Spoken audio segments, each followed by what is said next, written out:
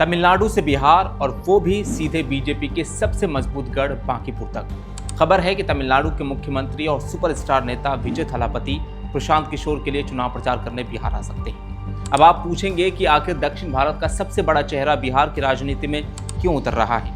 क्या ये सिर्फ दोस्ती निभाने की बात है या फिर इसके पीछे 2027 की रणनीति का बड़ा गेम प्लान छिपा है?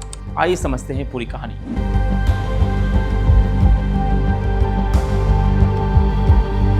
बिहार की राजनीति में इन दिनों सबसे ज्यादा चर्चा अगर किसी सीट की हो रही है तो वो है पटना की बांकीपुर विधानसभा सीट। वजह साफ है, चुनावी रणनीतिकार से नेता बने प्रशांत किशोर ने इसी सीट से अपने राजनीतिक जीवन का पहला चुनाव लड़ने का फैसला किया है। अब तक दूसरों के लिए चुनावी रणनीति बनाने वाले पीके पहली बार खुद जनता के बीच वोट मांगते नजर आएंगे। लेकिन इस चुनाव को और भी दिलचस्प बना दिया है एक ऐसी खबर ने जिसने बिहार से लेकर तमिलनाडु तक सियासी हलचल बढ़ा दी है। चर्चा है कि तमिलनाडु के मुख्यमंत्री विजय थालापति प्रशांत किशोर के समर्थन में बिहार आ सकते हैं और बांकीपुर में उनके लिए प्रचार भी कर सकते हैं। अगर ऐसा होता है तो ये बिहार की राजनीति में एक बिल्कुल नया और अनोखा दृश्य होगा। प्रशांत किशोर और विजय थालापति के रिश्तों को सिर्फ राजनीतिक नहीं बल्कि व्यक्तिगत और रणनीतिक दोस्ती के तौर पर भी देखा जाता है। तमिलनाडु की राजनीति में विजय के उभार के दौरान भी पीके का नाम कई बार चर्चा में रहा। दोनों नेताओं के बीच लंबे समय से अच्छे संबंध बताए जाते हैं और अब माना जा रहा है कि विजय अपने दोस्त के पहले चुनाव में उनका मनोबल बढ़ाने बिहार पहुंच सकते हैं। अगर विजय बिहार आते हैं तो इसका असर सिर्फ बांकीपुर तक सीमित नहीं रहेगा।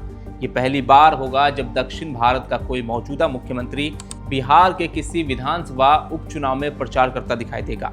राजनीतिक जानकार इसे सिर्फ चुनावी प्रचार नहीं बल्कि राष्ट्रीय राजनीति में नए रिश्तों और नए समीकरणों की शुरुआत के तौर पर भी देख रहे हैं। उधर बीजेपी के लिए भी बांकीपुर सीट किसी प्रतिष्ठा की लड़ाई से कम नहीं है। ये सीट पिछले करीब 3 दशकों से बीजेपी का मजबूत गढ़ माना जाता रहा है। पार्टी का दावा है कि बांकीपुर में एक बार फिर कमल खिलेगा और इसी वजह से बीजेपी ने अपने बड़े नेताओं और संगठन की पूरी ताकत इस सीट पर झोंक दी है। बांकीपुर को अक्सर बीजेपी का अभेद किला कहा जाता है।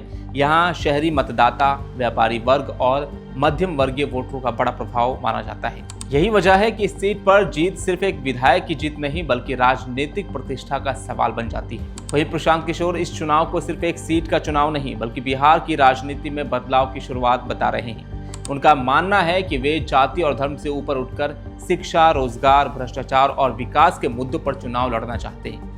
पीके इसे बिहार की राजनीति के लिए एक नई सोच की शुरुआत बता रहे हैं।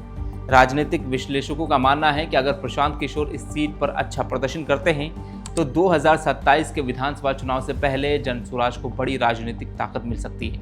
लेकिन अगर उन्हें हार का सामना करना पड़ता है तो उनके राजनीतिक भविष्य और रणनीतिकार से नेता बनने के फैसले पर भी सवाल उठ सकते हैं। यानी अब मुकाबला सिर्फ बीजेपी बनाम प्रशांत किशोर नहीं रह गया है। अब इस चुनाव में दोस्ती, रणनीति, प्रतिष्ठा और भविष्य की राजनीति सब कुछ दांव पर लगा हुआ है। अब सबसे बड़ा सवाल यही है कि क्या विजय थालापति सच में बिहार आएंगे? अगर आएंगे तो क्या उनका स्टार पावर प्रशांत किशोर के लिए वोट में बदल जाएगा? और क्या पहली बार चुनाव लड़ रहे पीके बीजेपी के 30 साल पुराने गढ़ को हिला पाएंगे? फिलहाल पूरे देश की नज़र बांकीपुर पर टिकी हुई है क्योंकि ये सिर्फ एक सीट का चुनाव नहीं हो रहा बल्कि बिहार की राजनीति का अगला अध्याय भी लिखा जा रहा है। आपको क्या लगता है, क्या विजय थालापति की एंट्री से प्रशांत किशोर को फायदा होगा या बिहार की राजनीति में बाहरी चेहरों का असर सीमित रहेगा? अपनी राय कमेंट में जरूर बताएं।